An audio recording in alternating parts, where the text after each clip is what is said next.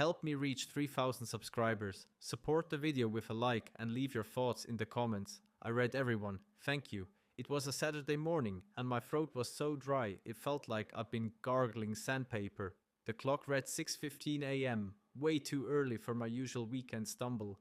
Out of bed at 9 room.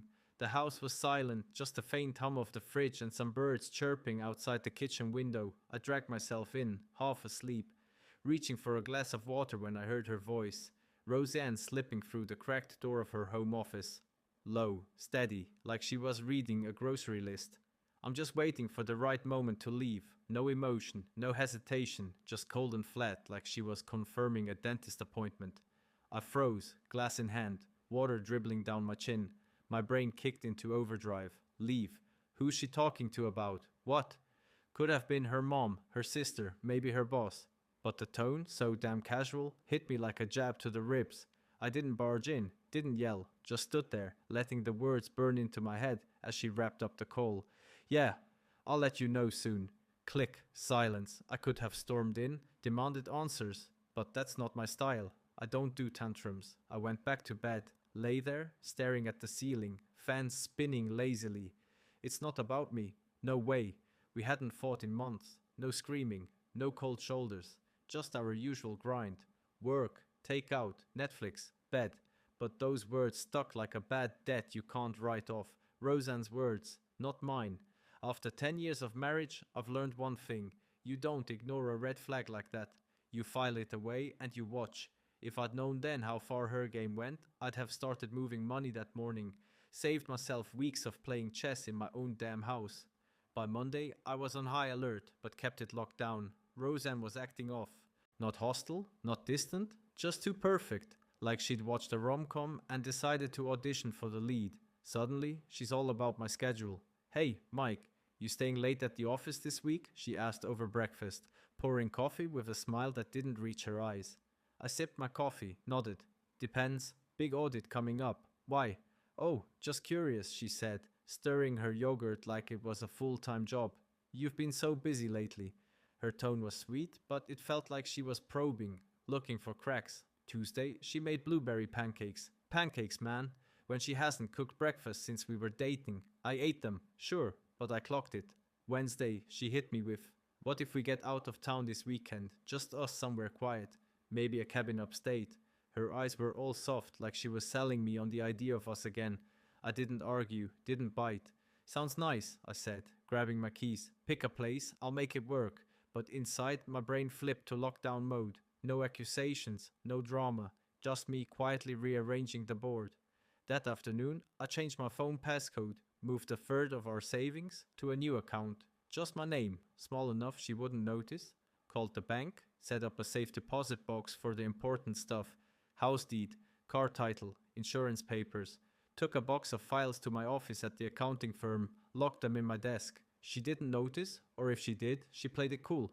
Roseanne's good at that, keeping the mask tight. I wasn't mad yet, just clear. If she's planning something, I'm not the one getting blindsided. Thursday lunch, I'm at Rusty's Bar and Grill with my work crew. Dave, Sarah, and a couple others from the firm. We're tearing through wings, beers flowing, when Roseanne shows up unannounced. She's all charm, dressed like she's heading to a gala, not a dive bar with sticky tables. Surprise, babe, she says, sliding into the booth next to me, planting a kiss on my cheek.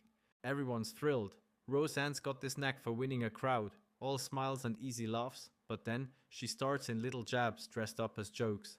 Mike's probably calculated the tip to the penny already, she says, tossing her hair, laughing. Dave chuckles, slaps my shoulder. That's our guy. I force a grin, pop a fry in my mouth. Got to keep us out of the red. Hun. Everyone laughs, but I'm not here for her comedy routine. She keeps going, leaning into the table like she's got a mic. Oh, you should have seen him last weekend, she says, all dramatic. Triple checking the grocery budget before we bought steaks. I swear he's got a spreadsheet for every dime we spend. The table roars, but I'm done playing along. It's not just a joke. It's the way she's painting me as some uptight nerd who can't loosen up. I'm careful with money, sure, but this isn't cute. It's a dig, and everyone's eating it up. I lean forward, keep my voice light but sharp. Yeah, well, someone's got to fund your shoe obsession, right? Or do you want to start clipping coupons? The table laughs harder and her smile tightens just for a second. She recovers fast, but I see it. Sarah jumps in, trying to smooth things over. Come on, you two. You're like the perfect power couple. Mike's the brains, Roseanne's the sparkle. She's grinning, but it feels like she's throwing Roseanne a lifeline. Roseanne takes it, laughing. Oh, Sarah, you're sweet. But Mike's all brains. Trust me. Sometimes I wish he'd let loose a little.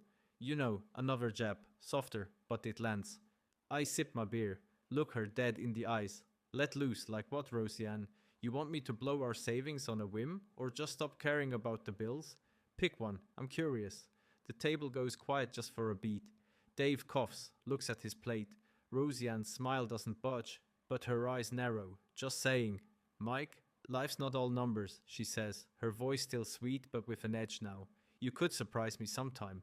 I'm full of surprises, I say, leaning back. Stick around, you'll see. The table laughs again, but it's tense now. Point to me.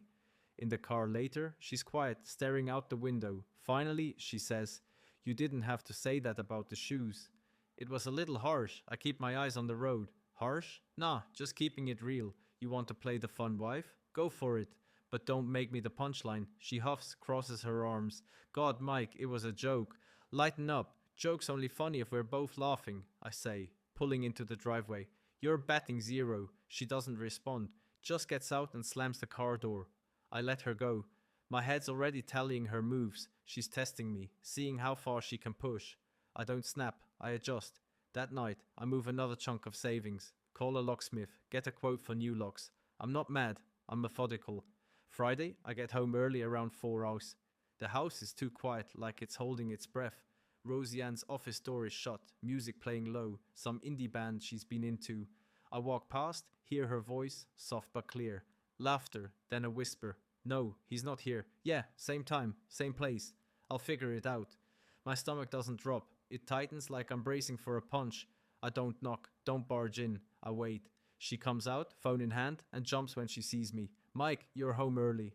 Her smile's too bright, like a car salesman closing a deal. Slow day, I say, grabbing a beer from the fridge. She brushes past me to the kitchen, phone disappearing into her pocket. An hour later, I'm clearing the counter when I spot a napkin tucked under a mug. Her handwriting, blue ink, same hotel, no name, no context, just enough to confirm what I already knew. I don't confront her. I don't need to. The napkin's in my pocket now, and I'm 5 steps ahead. She thinks she's running the show. I'm about to rewrite the ending. Saturday morning, we're at the kitchen table. She's sipping coffee, scrolling her phone, acting like nothing's up. I'm eating cereal, watching her. Then she drops it casual as hell. So, I was thinking we should talk about our finances. Make sure we're on the same page. I set my spoon down, lean back. Sure, what's on your mind? She shrugs, still scrolling, just wondering if we're saving enough. You're always so cautious. Maybe we could loosen up, spend more on us. I don't blink. Cautious is why we've got a house. Roseanne, no mortgage default, no credit card debt. You want to spend more? Tell me what's worth it. She looks up, tilts her head. God, Mike, don't be so uptight. We could take a trip, live a little. You don't always have to play the accountant at home. There's that jab again, like I'm some boring suit who can't have fun. I keep my voice even. I'm not playing anything. You want a trip? Pick a place and a budget. I'll make it work, but I'm not blowing our savings because you're bored. She laughs sharp and quick. Bored? Wow, that's rich. It's just a vacation, Mike. Why do you make it sound like I'm asking for a private jet? Then plan it, I say, standing, rinsing my bowl. But don't act like I'm the bad guy for keeping us in the black. I walk out, leaving her with her coffee and her phone. She doesn't follow. Good. I'm done with her script. She's trying to steer the conversation, control the narrative. I'm not giving her the wheel. Sunday afternoon, I'm at the company happy hour at the rooftop bar downtown. It's a casual thing. Co-workers, some clients, a few, plus ones. Roseanne insisted on coming, saying she wanted to support my career. She's in full charm mode, chatting up my boss, laughing at his bad jokes. But then she starts again. Those little digs she's so good at. We're standing with my colleague Mark and his wife Karen. When Roseanne says, "Oh, Mike's probably already planning our taxes for next year. He is always 3 steps ahead, right babe?" She laughs, touches my arm, but it's not affectionate. It's a performance. Mark chuckles, but Karen raises an eyebrow. Sounds like a good thing to me, she says. Better than being in debt. Roseanne's smile doesn't waver, but she doubles down. Sure, but sometimes I wish he planned a little fun instead of just numbers. You know, live a little. I sip my whiskey, keep my tone light. Fun's expensive, Roseanne. You want a big night out? I'm game. Just tell me what you're contributing to the budget. The air shifts. Mark coughs into his drink. Karen smirks. Roseanne's eyes flash, but she laughs it off. God, Mike, always so practical, she says, her voice a little tighter now. Maybe one day you'll surprise me. Keep waiting, I say, clinking my glass against hers. I'm full of surprises. Karen laughs, and Roseanne changes the subject fast. Another point to me. Later, as we're leaving, she's quiet in the elevator. I let the silence sit. Finally, she says, you didn't have to embarrass me like that in front of your friends. Embarrass you, I say, stepping out into the parking garage. You're the one turning me into a punchline. If you don't like the comeback, stop throwing punches, she scoffs, crossing her arms. You're so sensitive. It was just a comment. Then, keep your comments to yourself, I say, unlocking the car. Or at least make them funny.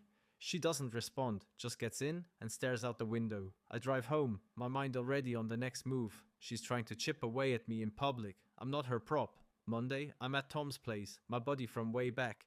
He's a contractor, rough around the edges, doesn't mince words. We're in his basement, shooting pool, a couple of beers on the table. I tell him about the call I overheard. The napkin, her sudden sweetness, the public jabs. He listens, lining up a shot. Sounds like she's playing you, he says, sinking the 8-ball. You sure she's not just bored? Bored doesn't make you whisper about hotels, I say, racking the balls. She's got a plan. I'm just making sure mine's better. Tom nods, cracks open another beer. You're too smart for this, Mike. If she's stepping out, cut her off at the knees. Don't let her walk all over you. I don't need the pep talk, but it lands.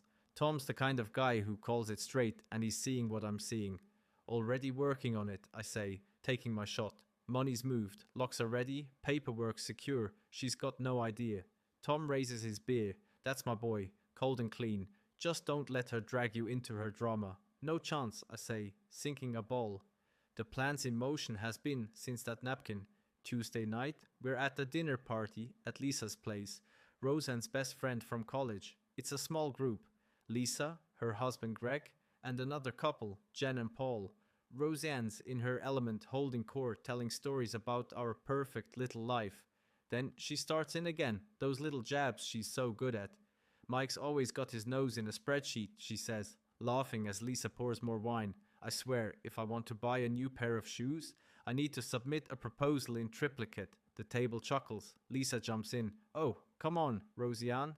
He's just looking out for you, right, Mike? Her tone's playful, but there's an edge like she's waiting for me to squirm. I lean back, sip my beer. Yeah, Lisa, someone's got to keep the lights on. Roseanne's got expensive taste. Another laugh, but Roseanne's smile falters. She changes the subject, but I'm not done. Later, when she's in the kitchen with Lisa, I overhear her say, he's just so predictable. I need more than that. Lisa murmurs something I can't catch, but it's enough. I don't need to hear more. Driving home, she's chatty, acting like nothing happened. That was fun, right? We should host next time. I nod, eyes on the road. Sure, my mind's elsewhere, adding her words to the tally. Predictable? Fine, I'll show her unpredictable. At home, she's still in performance mode, pouring herself a glass of wine and leaning against the counter. You were quiet tonight, she says, swirling her glass. Everything okay? I look at her, set my keys down. Quiet, just listening, Roseanne. You had a lot to say about me. She rolls her eyes, laughs. Oh, come on, it was just fun. You're so sensitive lately. Sensitive? I step closer, voice low. You spent the whole night making me sound like a calculator with legs. If you've got a problem, say it. Don't dress it up as a joke. Her smile fades and she sets her glass down. You're blowing this out of proportion, Mike. I was just teasing. Teasing's mutual, I say. What you're doing is throwing punches and calling it a game. I'm not your punching bag. She crosses her arms, voice sharp. You're making this into something it's not. Maybe if you weren't so rigid, I wouldn't have to tease. I laugh short and cold. Rigid? That's rich. You want flexible, Roseanne? Plan something yourself for once, or are you too busy playing the star? I walk away, leaving her standing there. Checkmate. Wednesday morning. I'm at the office early, finalizing details for her birthday. I book a private room at the Overlook, a swanky restaurant downtown with floor-to-ceiling windows and a jazz trio. I invite her friends, our co-workers, even her cousin Emily, who's always been decent to me. Roseanne loves a crowd, loves being the star. I'm giving her that stage one last time. That evening, we're at home, and she's in a great mood, trying on dresses for the party. I can't wait for tomorrow, she says, twirling in that new dress I bought. You've been so sweet lately, Mike. It's like old times. I cut my steak. Not. Yeah, I'm looking forward to it too. My voice is calm, but I'm already in tomorrow, running the numbers, checking the plan. She doesn't catch the edge. She never does. But then she pushes it. Sitting across from me, she leans in, all playful. You know, Mike, you should let me plan something for us. You're always in charge of the money, the schedule, everything. Let me surprise you for once. I set my fork down. Look at her. Surprise me? I'm sure you've got plenty of surprises up your sleeve. I'll stick to keeping us afloat. Her smile tightens. What's that supposed to mean? God, Mike, you always made me sound like I'm reckless. Not reckless, I say, leaning back, just not on the same page. You want to plan something? Go for it. Just don't expect me to bankroll a fantasy. She glares, but doesn't push back. I walk away, grab a beer from the fridge, and let her stew. She's trying to flip the script, make me the bad guy. Not happening. Thursday, I meet Emily, Roseanne's cousin, for coffee. She's always been straight with me. No nonsense. I tell her about Roseanne's jabs, her sudden sweetness, the way she's been acting like she's auditioning for Wife of the Year. I don't mention the call or the napkin. Those are my cards, and I'm holding them close. Emily listens, stirring her latte, then sigh. Mike, I hate to say it, but Roseanne's been off for a while. I saw her a few months ago, and she was talking about how she feels trapped. Not with you, just in life. I didn't think much of it then, but now she shakes her head. Be careful. She's not stupid, but she's not honest either. I nod, sip my coffee, appreciate the heads up, I'm handling it. Emily leans forward. Just don't let her drag you down, okay? You're too good for that. I don't need the validation, but it helps. Thanks, Em. I've got this, and I do. The plan's locked in. Friday, we're at a client dinner with my firm. It's a fancy spot, all white tablecloths and overpriced wine. Roseanne's there playing the perfect wife, charming the partners. But halfway through, she starts again. We're talking with my boss, Richard, when she says, Mike's so good at keeping things organized. You should see him at home. Every bill, every receipt, all tracked. Sometimes I think he loves his spreadsheets more than me. She laughs, but it's sharp, and Richard gives an awkward chuckle. I keep my cool smile. Someone's got to keep the ship steady, Roseanne. You're welcome to take the wheel if you think you can do better. Richard laughs. Genuine this time. I'd trust Mike with my books any day. You've got a good one, Roseanne. Her smile tightens, but she recovers. Oh, I know. He's just predictable, you know. Another jab right in front of my boss. I raise my glass. Look at her. Predictable is why we're not broke. You want unpredictable, Roseanne. Just say the word. The table laughs, but her eyes flash. She changes the subject fast. Another round for me. Later in the car, she's fuming. You always have to one-up me, don't you? Can't you just let me have a moment? I keep my eyes on the road. A moment? You had the whole night. If you don't want me to push back, stop swinging. She scoffs. You're impossible, Mike. I was just trying to keep things light. Light's fine, I say, but don't paint me as your accountant sidekick. I'm your husband, not your prop. She doesn't respond, just stares out the window. I let the silence sit. She's losing ground, and she knows it. Her birthday arrives. The overlook's perfect. Candles flickering, city lights sparkling through the windows. The jazz trio playing something smooth. Roseanne's in her element, wearing that dress I bought, laughing with her friends, hugging everyone like she's accepting an Oscar. I sit back, nursing a whiskey, watching her work the room. She's good, always has been, but I'm better. Dinner's winding down, plates cleared, dessert on the way. I stand, tap my glass, grab the mic from the band. The room quiets, all eyes on me. Roseanne's smiling, expecting some sappy toast. I clear my throat. Thanks for coming, everyone. Tonight's special. It's Roseanne's 35th, and she deserves a big night. Cheers. Claps. She beams, hand on her heart. I pause, let the moment hang. But it's more than that. I've got a gift for her. Not jewelry, not a trip. Something she's been waiting for. I pull an envelope from my jacket, set it on the table in front of her. Your freedom, I say, voice steady, loud enough for the room. Sign when you're ready. The locks are changed. I heard you, Roseanne, that morning on the phone saying you're waiting for the right moment to leave. Found your napkin too. Same hotel. Real subtle. So, here's your moment, except I'm the one walking away. You're free to be you. No script, no role to play.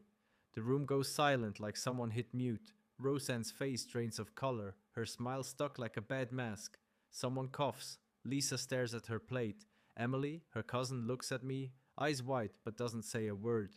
Roseanne stammers. Mike, what is this a joke? I don't flinch. No joke. You want it out? I'm just opening the door. I set the mic down, walk out. The air outside is warm, the city humming softly, my car's waiting. I turn off my phone, pull onto the highway. No voices in my head, no doubts, just the road in me. 6 months later, my apartment's quiet, just how I like it.